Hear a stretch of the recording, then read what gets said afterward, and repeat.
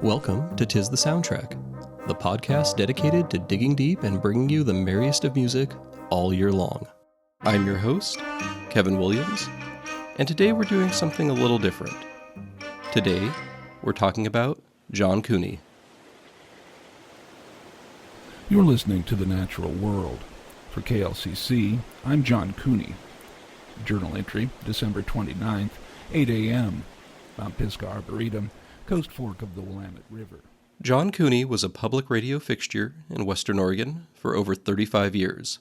Starting as a KLCC station volunteer in 1979, that's the public radio affiliate operated by Lane Community College, John quickly moved on to creating and producing shows. In the early 80s, John created two long-running KLCC programs, This Sunday Morning and Straight Street, a show focused on rhythm and blues, which remained on the air until 2020. In 1999, John created and produced another show for KLCC, Natural World. Natural World was a weekly 4 to 5 minute show where John read a field journal entry of nature observations from his travels around Oregon. It was kind of like a podcast, just 5 years before that term was coined. It didn't matter if John was talking about chanterelle mushrooms in the Coast Range, or wildflowers at Horse Rock Ridge, or a gull soaring over Stonefield Beach. He had this ability to create an immersive sensory experience in the span of just a few minutes. It's hard to articulate what was so special about John Cooney's Natural World, so we'll just listen together for a minute. A great egret stands thigh-deep, searching for prey in an adjacent pond. It steps so slowly that it does not disturb the surface of the water. Its spring-loaded head turns slowly sideways before darting into the water to snap up a tiny fish. This tall, stately white bird, with a cape of feathers that drape beyond its tail in the breeding season, was hunted to near extinction in the 19th century. In Oregon, Malheur and Klamath National Wildlife Refuges were established primarily to promote the protection and recovery of this species. A few spire-like cottonwoods retain some of their flame-yellow leaves, making them vividly conspicuous against a forest landscape that is fading into its winter hues of gray, brown, and evergreen.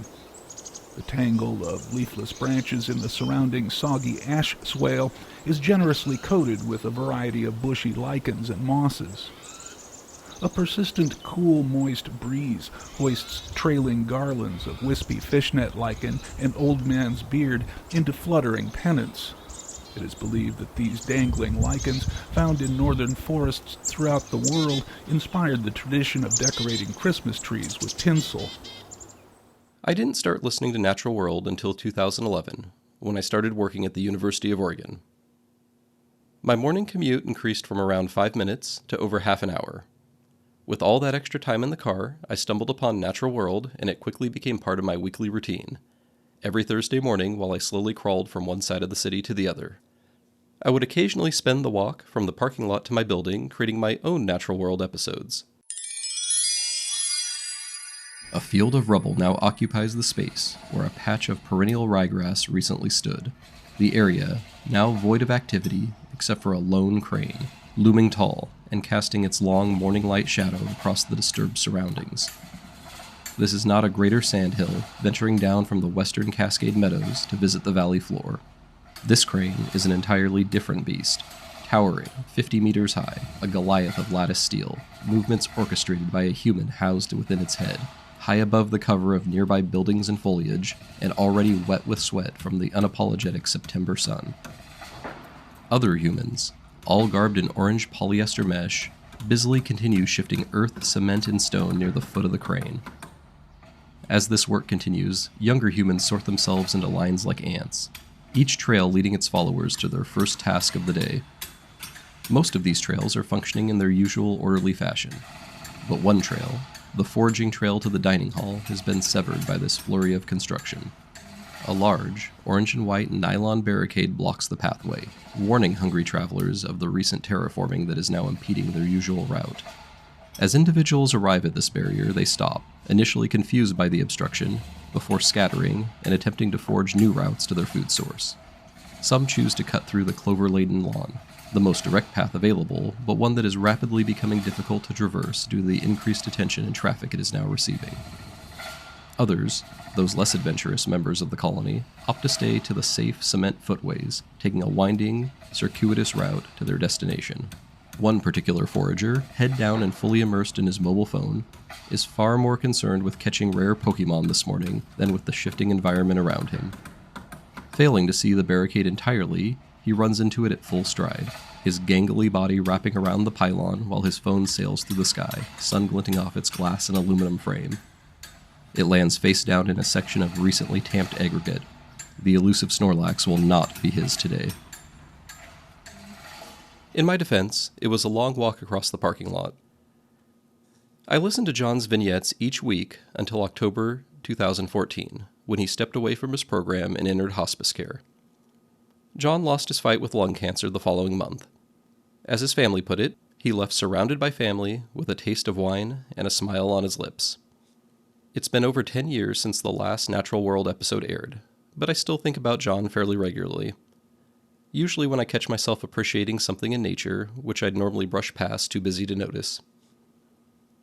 Recently, I've been thinking about what a Natural World show would sound like if the setting was moved from the Oregon outdoors to the North Pole. The hypnotic scraping of chisels and gouges, working soft pine into Christmas morning-worthy toys. The chiming of sleigh bells as reindeer pace excitedly in tight circles, the scent of honeyed oats and berries quickening their song. A Christmas world, if you will. So, as sort of an homage to John, and borrowing heavily from his formula, I've written out several journal entries of my own, each a quick, focused glimpse into life at the North Pole. Since these are going to be no more than 5 minutes each, rather than take up podcast episodes with them, that is, after this one, I'm turning them into an ongoing YouTube series. So, without further ado, here is the first episode of 'Tis the Soundtrack's Christmas World. You're listening to The Christmas World. For 'Tis the Soundtrack, I'm Kevin Williams.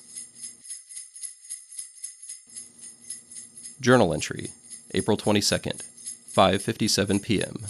The North Pole Concert Hall, Merry Way, North Pole Village. I'm standing just outside the Village Concert Hall. An impressive building. Impressive in size, impressive in design, impressive in composition. Built in the late 1400s, the concert hall takes inspiration from the contemporaneous European late Gothic hall churches of the time. Its high arched ceilings and long rectangular body focus and direct the sound of the performing orchestra or choir down the length of the nave and radiates it out across the village, surmounting even the freshest sound-dampening accumulations of snow. To aid in this manipulation of sound, the concert hall is comprised almost entirely of wood. In and of itself, this is not a unique architectural trait of the area. In fact, most buildings at the North Pole are constructed predominantly from native slow-growth pine and spruce. But the concert hall is a melange of exotic species: maples, cherries, oaks, all selected for their specific acoustic qualities. As I approach the concert hall entry, I am struck by waves of cacophonous buzz and chatter, the telltale sound of building anticipation. This is the first practice of this year's Elven Choir, and from the density of voice emanating from the concert hall, there's been quite a turnout. Upon entering the hall, the burnt, nutty aroma of polish oil fills my nostrils.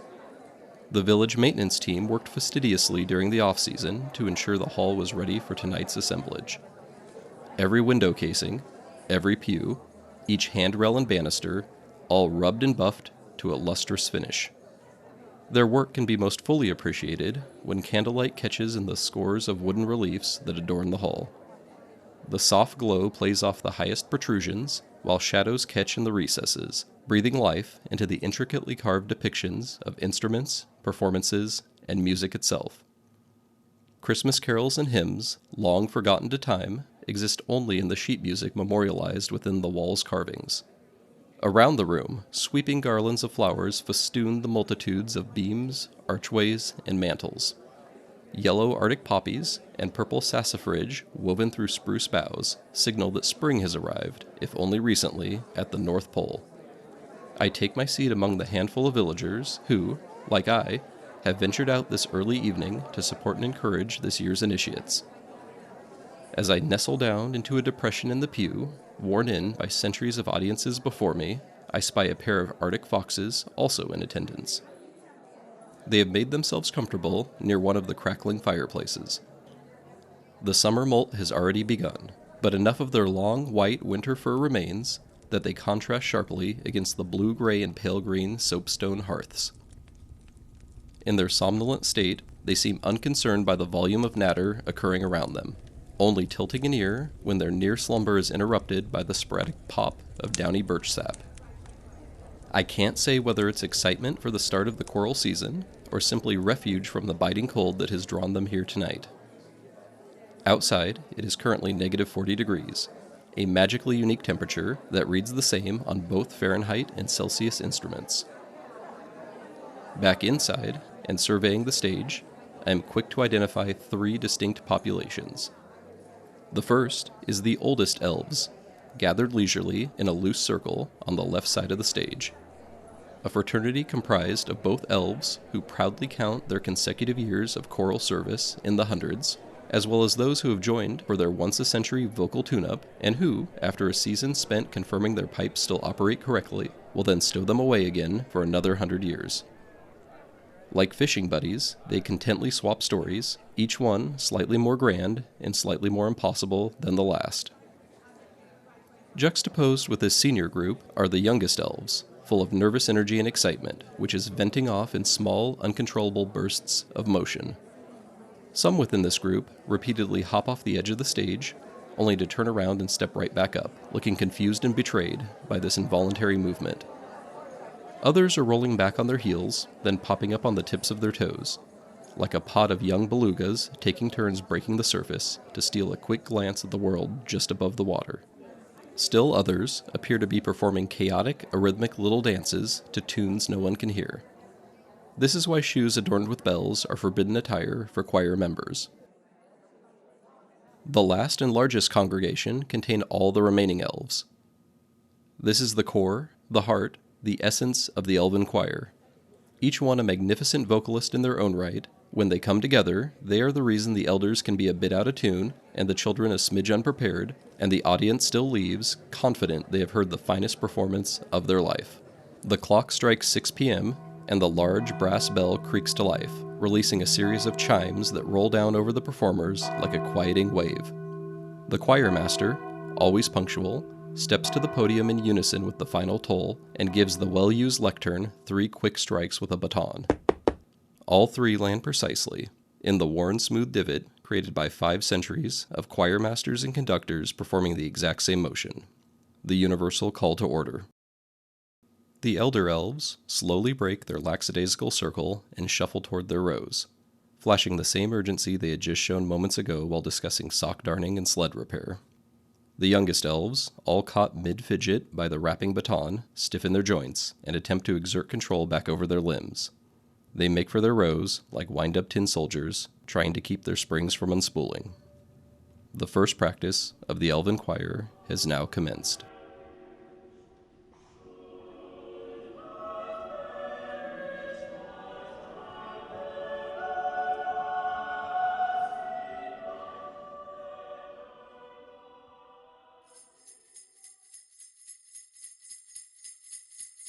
This is 'Tis the Soundtrack's Christmas World. If you have suggestions of areas of the North Pole you would like to see profiled, you can send me an email at kevin@tisthesoundtrack.com.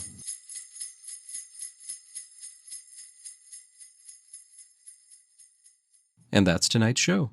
If you're interested in listening to more of John Cooney's Natural World, and I highly recommend you do, I'll put a link in the show notes to KLCC's episode archive. I'll also link to the YouTube playlist where I'll be publishing future episodes of Christmas World. They'll be published under the main channel, so if you head over there now, subscribe and turn on notifications, you'll get an alert when new episodes are available. Thank you for listening to 'Tis the Soundtrack. You can find all of our past episodes on YouTube, Apple Podcasts, Spotify, or wherever you get your podcasts. We don't judge, but we'd sure appreciate a like or subscribe while you're there. You can also find us on Instagram, Threads, and Blue Sky, all under the handle @'tisthesoundtrack. Our website is tisthesoundtrack.com, and you can get in touch with us via email at kevin@tisthesoundtrack.com. Our intro music is Krampus Workshop by that wizard of most everything audio, Kevin MacLeod. You can find him and his work at incompetech.com. All other music, songs, and snippets of audio used throughout this episode belong to their respective copyright holders and are used solely for the purpose of commentary. Links to all the music featured in this episode are available in the show notes or episode description for you folks on YouTube. Cheers, and Merry Christmas.